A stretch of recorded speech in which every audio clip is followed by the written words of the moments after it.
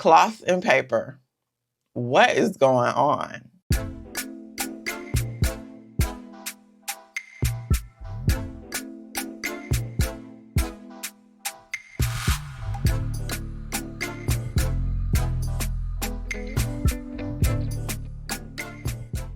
Hi, Zoidies and Zoyos. Welcome back to another video on Plannerzoid, and today is a Planner Tea video. The funny part about this is that the comments are there, but the post got removed. So let's get into it. Okay, so I'm kind of mad because a friend sent this to me 5 days ago, and I was gonna get to it, and now I'm getting to it, and then the post got removed by the moderators of Cloth and Paper. So they don't want us to see that post. Now, I forgot to take a screenshot. I did. I'm mad about that. But I'm going to say this. You know how people send a message and you kind of see a preview? So I'm going to start from there. And then I guess kind of give a quick synopsis, because my friend gave a quick synopsis too. Sub box changes. I love Cloth and Paper down, as do those of us gathered here. And I can humbly say that we have a common goal to support and enjoy products of a brand we value. I'm posting in the spirit of that and to acknowledge that this rollout could be more customer focused. Okay. Here's my consolidated feedback for consideration. They had lots of different points, but I'm only able to see one point. But this is pretty much a main point. If customers make the transaction via website and it's confirmed via email, that same trusted channel email should be used to communicate updates, not Instagram, not Reddit. Surveys should be sent using the same trusted channel since it is the point of transaction. My friend briefed me on it. She was saying that CP, Cloth and Paper, bit off more than they could chew with their Black Friday, Cyber Monday rollout. And she loves Cloth and Paper. I actually have a couple of items from her that are Cloth and Paper. So it's like, okay, really cute. Also, my voice sounds terrible. I literally just woke up and said, let me get started on this before I forget. And damn, I lost the post. Black Friday rollout was confusing. They're rolling out stuff on Reddit, not on the website. Their communications are a mess, and folks are getting the wrong stuff and orders. And also, y'all, she just got engaged. Let's look at the comments on Reddit, because the comments are still there, but the post is gone. And mind you, the post has been removed by the moderators of Cloth and Paper. This is a Cloth and Paper group. And that kind of says a lot, to be honest, because if someone's posting, a feedback and not being rude, of course, I can see if someone's attacking. But if someone's posting like a feedback and you delete it, what does that say about you? You know what I'm saying? So let's read some of the comments. Somebody asked, why remove the original post? For real, there are so many good points for feedback. So now I'm wondering how receptive the feedback actually is. I think there needs to be time for Cloth and Paper to step back and assess how they want to position themselves as a brand. Do they want to grow a community or keep it exclusive? Are these changes following the mission of luxury and simplicity? So if you don't know what Cloth and Paper is a stationery brand, and usually is centered around neutrals, simplicity, luxury, and their stuff is nice. I never ordered from them, but they do have nice stuff. They're a pretty reputable business, and they're a larger business when it comes to the stationery community. So pretty sure all you guys know about Cloth and Paper. And on top of that, with this going on, many people are saying, so to sum it up, if you didn't catch it already, but to sum it up, many people are saying that their rollout wasn't good this time, and that if you're going to put out information on your website, we should be able to refer to your website for information. Not Reddit, not Instagram, not going to all these different places. You know what I'm saying? So if you're putting this spot in one place, it should be in this one place. And then all the other avenues, I think, are there for, just others to see and gather other kind of information, but you should still always have your info in one main avenue. And I think they didn't do that, and it caused a lot of confusion to customers. This is what I'm gathering. This is the second time I've seen moderators delete a post comment. This was so well said. I didn't necessarily like having to join Reddit to be kept informed of all things. Right. So if you're posting your stuff on your website or email, but then you randomly put it on Reddit, how will we know to go to Reddit? This is so well said. I didn't necessarily like having to join Reddit to be kept informed with all the things. I am at legend status as well, so I feel like we don't really get anything for free. That must be their kind of point system, I guess, cloth and paper. I feel like at the heights, there should be a few more perks. I have stopped my subscription as of December. I really have too much stuff that I don't use and can't keep storing it all. I will continue to buy only things I want and need. I find change to be good at times, but also hard to adjust to. I value that CP actually takes the feedback they receive and considers it as they release new products. I favor the Vela monthly card, and I think it speaks to the new packaging and the brand's evolving. I remember the card was much bigger in the past, and it was foldable for your desk. Every year, I believe the monthly card gets a reboot. I guess it depends on the person. I know many brands, they change things, discontinue things, revamp things. Some of us like it, some of us hate it as consumers.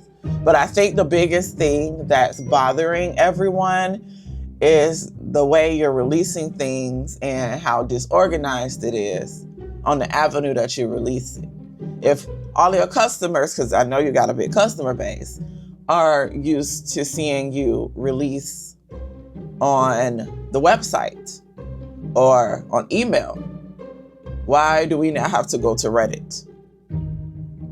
And this person had great feedback too. I'm so mad I missed the post. Thank you for opening the conversation and providing your feedback with such care. I am very new to the brand and honestly still unsure whether I'll return after BFCM. I found the experience chaotic and I'm unfortunately still waiting for my order. What was most challenging for me was being encouraged to order across multiple days. Each time needed to meet a $100 minimum for free shipping.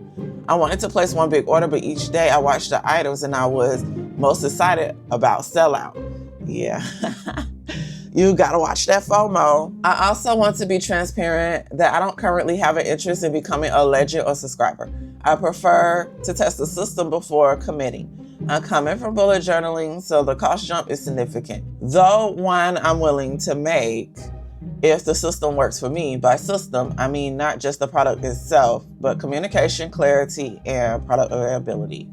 I'm a practical girl. I don't enjoy hunting for information, and I don't have the bandwidth to watch live videos. Most of the clarity I found around BFCM actually came from Reddit threads. I have never received an email from CNP explaining the BFCM process. What is the BFCM process? I can clearly see how much love people have for this brand, and I truly respect that. It's obvious that there is something special here. I'm not just sure if it's the right fit for me because the new user experience hasn't been pleasant. I 100% agree with your point, so I also started to think on a reason why the promoted shift that we may not be privy to. The delayed commitment to 5 days before gives the CP team more time to push an accurate better. Oh, I remember that. Okay, there was one of their feedback saying that you only have 5 days or something to make a change, and they were complaining that that's not long enough if you need to decide something. Yeah, I remember that point. I really hate that this post is gone, but I'm still gonna talk about it because why not? Especially with us having an option to skip boxes, that might affect inventory numbers and the ability to plan towards accurate numbers. I say that because I see that they still have inventory for the December box and extended the commitment date. Could be inventory sell through. Just something to think about from their perspective. 100% agree with everything you say. I may be the odd one out here, but I don't view planning as a hobby. I view it as a way to streamline and organize my chaotic life, and the sub box allows me to do that without thinking too hard about it. The moment I need to go out of my way for information and confirm my order, it defeats the purpose for me. I don't have social media outside of Reddit, so I wasn't aware of any changes. And now I'm confused and concerned, and that's not great either. Thanks for this, and I totally agree. Firstly, I personally dislike Reddit immensely. I only join because of CNP and look at it very rarely. I never go on Instagram, also as a relative newcomer. I appreciate the majority of customers are in the US, but I do wish a little more consideration was given to overseas customers and subscribers with regard to timelines of shipping and quality of providers. CNP needs to dump Essentia as they are the absolute worst, which I guess that might be a vendor or something, despite being charged supposedly for international priority. Ascendia doesn't understand the meaning of this. My subscription box takes over 2.5 weeks to get to Australia in a good month, and I'll be lucky to get December's box in my BF order by the end of the year. When they do arrive, they get left unceremoniously with no knock outside my front door in full view of porch pirates. And don't get me started on not being able to combine shipping at BF or exclusives to my sub-box shipping.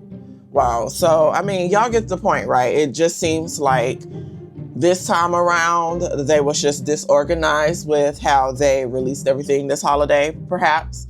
And it also seems like they didn't do a good job advertising and putting out the information in regards to how they were trying to release everything. Of course, if anyone, because I know y'all be buying cloth and paper stuff, if anyone knows any more information, because I'm so mad that the post was gone, definitely let me know down below. Oh, this is a good one. Last comment.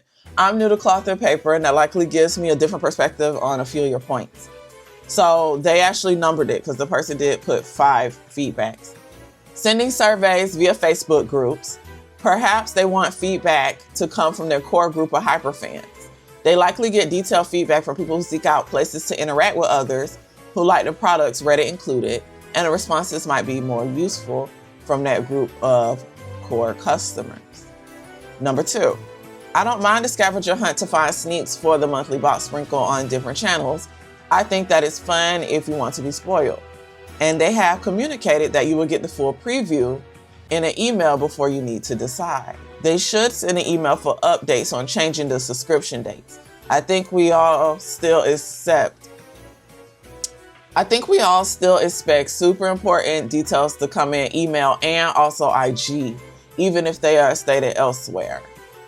End of November with BFCM, split collection, December sub, and subscription changes felt very chaotic. I would have loved to see monthly calendar graphics with every date written into it so we can all be mentally prepared. They did some for BFCM, but they weren't clear and didn't include everything. That was another issue. People felt like they wasn't seeing enough of what was in the subscription boxes, and that kind of bothered them because that made them unsure if they wanted the box or not. 3, I feel neutral about the 5 days. 5 to 7 days seems standard across other subscriptions I have had over the years. They need to be clear about which items in a box will come in a specific size versus the items that would come in the size you choose. 4, I don't have a strong feeling about this since I didn't interact consistently with the other monthly card, but I do think there is a benefit in keeping some yearly items consistent with minor tweaks that can be purchased at any time. Introducing new items via subscription gives room for creativity. The previous year's month's cards should be offered as a permanent item, at least for the following year outside the box. 5, definitely think they should look into offering more special items for reaching spend thresholds, as well as length of consistent purchase history. I understand that.